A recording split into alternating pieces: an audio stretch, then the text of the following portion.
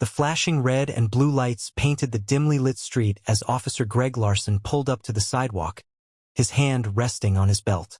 It had been a slow night, the kind that made his shift drag, but now he had something. A figure standing alone near the entrance of a closed store, hoodie pulled up, hands in pockets. Greg had been a cop long enough to know trouble when he saw it. Or at least that's what he told himself. He grabbed the radio clipped to his vest. Possible loitering suspect, corner of Birch and Pine. I'm making contact now. As he stepped out of the cruiser, the figure shifted slightly, clearly noticing him. Greg squared his shoulders. Hey, hands where I can see them. The person hesitated, then slowly lifted their hands. A gust of wind pushed back the hoodie slightly, revealing the face of a teenage girl, young, maybe 16, maybe 17, with dark skin and wide, startled eyes. Greg frowned. What are you doing out here? The girl didn't move. Waiting, she said quietly. For what? She glanced down the street. My ride. Greg exhaled sharply. This was a bad neighborhood. Drugs, gang activity, stolen cars, he'd seen it all before. And it always started the same way. Someone standing on a corner, looking out of place just like this. He took a step closer. You got ID? The girl shifted her weight. I didn't do anything wrong. Greg's grip on his belt tightened. That wasn't an answer. ID, he repeated, firmer now. I don't have it on me, she admitted, looking annoyed. That was enough for Greg. Turn around. Hands behind your back. The girl's expression twisted into something between fear and frustration. What? Why? You're loitering outside a closed business. No ID. Acting suspicious. I'm detaining you for questioning. No, you're harassing me. She shot back, taking a step away. Greg's patience snapped. Don't move, he ordered, reaching for his handcuffs. But she turned, just slightly, and that was all it took. His training kicked in before his mind did. His hand shot forward, grabbing the pepper spray from his vest, and in one swift motion he pressed the trigger. The girl's scream cut through the empty street as the burning liquid hit her face. She staggered back, clutching her eyes, gasping for breath. Oh my God, why would you do that? Greg's heart pounded. On the ground now. She couldn't see. She was coughing, stumbling. I can't breathe. Get on the ground. Greg shouted again, but before he could reach for her, he heard it.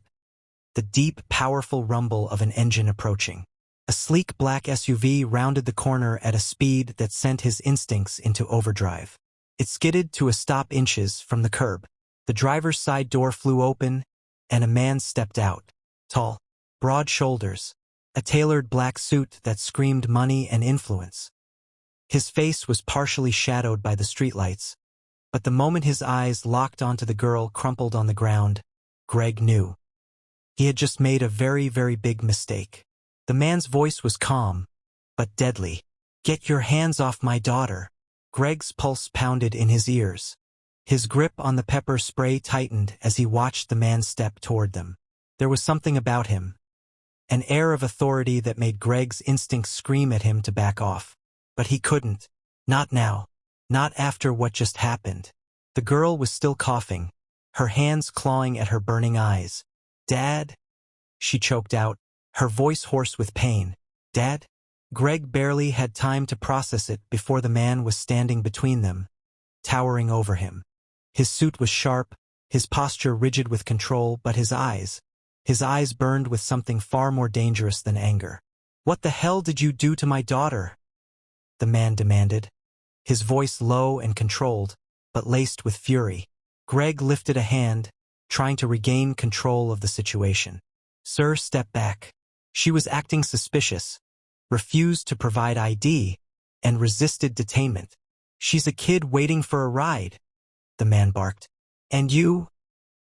His eyes flicked to the pepper spray canister in Greg's hand. His jaw clenched. You attacked her? Greg bristled.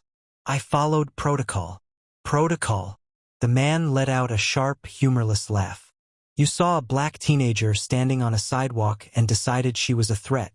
That's your protocol. Greg opened his mouth, But before he could say another word, the back door of the SUV swung open, and another man stepped out. This one was different, older, bald, wearing an earpiece and a perfectly tailored coat that barely concealed the bulge of a shoulder holster. Security. Greg's stomach twisted. Whoever this man was, he wasn't just another angry parent. He was someone important, someone powerful. The older man moved fast, reaching the girl's side and kneeling beside her. He pulled out a small cloth and a bottle of water, tilting her head back gently. "It's okay, sweetheart. Blink for me. Breathe through your nose." Greg stepped back, suddenly unsure. "Who the hell are you people?" The father took a deep breath, as if forcing himself to stay calm. Then he pulled out his phone, tapped the screen once, and lifted it to his ear. "This is Reynolds. We have a situation." Greg's stomach dropped. Reynolds. As in David Reynolds. The name clicked in his mind like a gun cocking. He had heard it before. Seen it before. Headlines. News reports. Special features on national television. David Reynolds, the billionaire CEO with deep government ties. A man whose name carried more weight in law enforcement circles than most politicians. A man who, in every photo, was always flanked by security. Men who didn't just look like they meant business. Greg's mouth went dry. The girl on the ground, the one he had just pepper-sprayed, was Maya Reynolds, David Reynolds' only daughter. The realization slammed into Greg like a freight train. He had just assaulted the wrong teenager. And now, her father was on the phone, making a call that could end Greg's entire career before the night was over. Reynolds turned slightly, his eyes locking onto Greg with chilling calm. "You have exactly 1 minute to explain yourself before this situation escalates beyond your control." Greg swallowed hard. His badge suddenly felt a whole lot heavier on his chest. Greg's throat tightened as David Reynolds lowered the phone. His sharp gaze locked onto him like a predator sizing up its prey. The street felt eerily silent, save for Maya's uneven breaths as the security guard continued rinsing her burning eyes. The weight of the moment crashed down on Greg.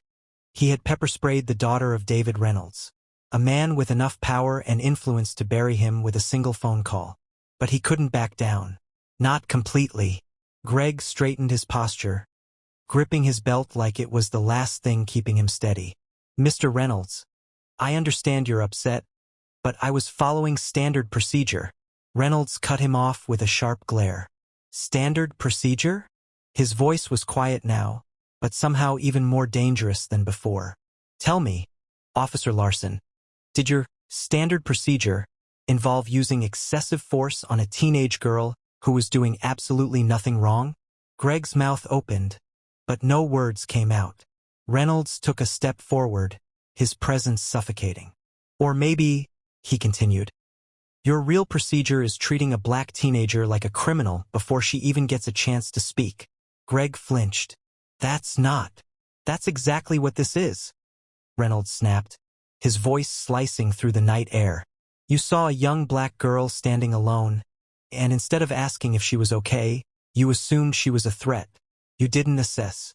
You didn't investigate. You attacked." Greg's face burned. His instincts screamed at him to defend himself, to argue, to shift blame. But standing here under the gaze of David Reynolds, every excuse felt hollow. The security guard helped Maya to her feet. Her face was red, eyes still watery, but she was standing, and she was staring straight at Greg. "What's your badge number?" she demanded, her voice raspy but steady. Greg hesitated. Reynolds didn't. "You don't need to ask, sweetheart. I already have it." He lifted his phone again, fingers moving across the screen with practiced ease. Then he looked at Greg one last time. "You're done." Greg's stomach dropped. "No, wait." He took a step forward, but the security guard immediately blocked his path, standing firm between him and Reynolds. "Wait," Reynolds repeated, a bitter laugh escaping his lips. "You didn't give her a chance to explain herself. Why should I give you one?" Greg clenched his fists. "I made a mistake," he admitted, forcing the words out. His voice was tight, controlled. "I reacted too fast. I shouldn't have used force." Reynolds exhaled slowly, like he was keeping himself from saying something worse. That's not good enough. Greg swallowed. Look, you are done. Reynolds' voice was ice. You have no idea who you just assaulted. But trust me, you will. Before Greg could say another word, the sound of approaching sirens cut through the night. 2 patrol cars rolled up fast, red and blue lights flashing across the pavement. Greg's heart pounded. He recognized the officers stepping out, his own department, his own colleagues. But the look on their faces when they saw Reynolds told him everything. They weren't here to back him up. They were here for him. Greg's breath caught in his throat as the 2 patrol cars came to a stop, their lights flashing in eerie rhythm against the cold pavement. The officers stepping out weren't just his colleagues. They were his superiors. Lieutenant Harris, a no-nonsense veteran with decades on the force, moved toward them first. His gaze flicked from Maya, her reddened face still wet with tears, to Greg, standing stiff as a board with his pepper spray still in hand. What the hell happened here? Harris demanded, his voice sharp. Before Greg could open his mouth, David Reynolds answered for him. Your officer just assaulted my daughter. A tense silence fell over the scene. One of the other officers shifted uncomfortably, glancing at Greg like he had already been marked guilty. Greg forced himself to speak. Sir, save it. Harris cut him off, rubbing a hand down his face. He looked at Reynolds, his tone careful now. Mr. Reynolds, I can assure you we'll— No, Reynolds interrupted, his voice quiet but lethal. You don't assure me. You fix this. Right now. Harris hesitated. Greg had never seen him look so unsure before. Usually, Harris was the kind of cop who could talk his way through anything. But this was David Reynolds, a man with real power. The kind of power that didn't just get cops fired. It got entire departments investigated. Reynolds lifted his phone again. I already called the mayor. Greg's stomach dropped. The mayor? Harris asked, his voice tight. Reynolds gave him a cold smile. And the police commissioner. He let that sink in before adding, oh, and just in case that's not enough, I also made a call to a few journalists I know. By morning, this officer's face will be on every news station in the country. Greg's skin went cold. Maya wiped her face, her breathing still shaky. He didn't even ask me what I was doing, she said, her voice hoarse but clear. He just assumed. And then, she gestured weakly to her face, wincing. Reynolds turned back to Harris. So, tell me, Lieutenant, he said, his tone mocking now. What's your next move? Harris hesitated for a second too long. Then he exhaled sharply, turned to Greg, and ripped the badge off his chest. Greg's heart slammed against his ribs. Larson, you're suspended immediately pending investigation, Harris said, his voice laced with finality. Turn in your weapon and get the hell out of here. Greg opened his mouth, but nothing came out. He had worn that badge for 15 years, and now, in the span of a single mistake, it was gone. He turned, looking at Maya, her father, the security guard. None of them spoke. None of them looked even remotely sorry for him, because they weren't. And for the first time, standing there in the flashing lights, Greg realized, maybe they had every right not to be. Greg sat in the dimly lit office, his hands clenched into fists on the cold metal desk in front of him. The air was heavy with the weight of what had just happened. His badge was gone. His gun had been taken. He had been escorted back to the precinct like a criminal, past officers who either avoided his gaze or looked at him with silent judgment. Hours had passed, but it still didn't feel real. He was Officer Greg Larson, a man who had worn that uniform with pride for 15 years, a man who had believed he was one of the good guys. But now he was just another disgraced cop under investigation. The door creaked open, and Lieutenant Harris stepped in, his face grim. He shut the door behind him and leaned against it, arms crossed. You know who David Reynolds really is? Harris asked, his tone unreadable. Greg exhaled sharply, nodding. Yeah, I figured it out real fast. Harris let out a low chuckle, but there was no humor in it. Reynolds isn't just some rich businessman. He's got deep government ties. The kind that don't make the news. The kind that can end careers with a single phone call. Greg looked away, jaw tight. He already knew. He had felt the power Reynolds wielded the second those patrol cars arrived. Harris sighed. The commissioner called me an hour ago. The department is cutting you loose. Not just suspended, you're done. Greg's stomach twisted. He had known it was coming, but hearing it out loud still made his breath catch. They're making an example out of you, Harris continued. The department is already under fire for racial profiling complaints. The media's gonna eat this up. And Reynolds? He's making sure everyone knows what happened to his daughter. Greg sat back in his chair, staring at the ceiling. His whole career, his entire life, had unraveled in a single night. Harris hesitated before speaking again. I gotta ask, Larson, why did you do it? Greg's throat was dry. I thought she was acting suspicious. Harris narrowed his eyes. And if she was a white girl standing there? Greg flinched. The question cut deep. For the first time, he forced himself to really think about it. Would he have reacted the same way? Would he have pepper-sprayed a scared white teenager? Or would he have asked a few more questions first? His silence was answer enough. Harris sighed. You need to leave town, Greg. At least for a while.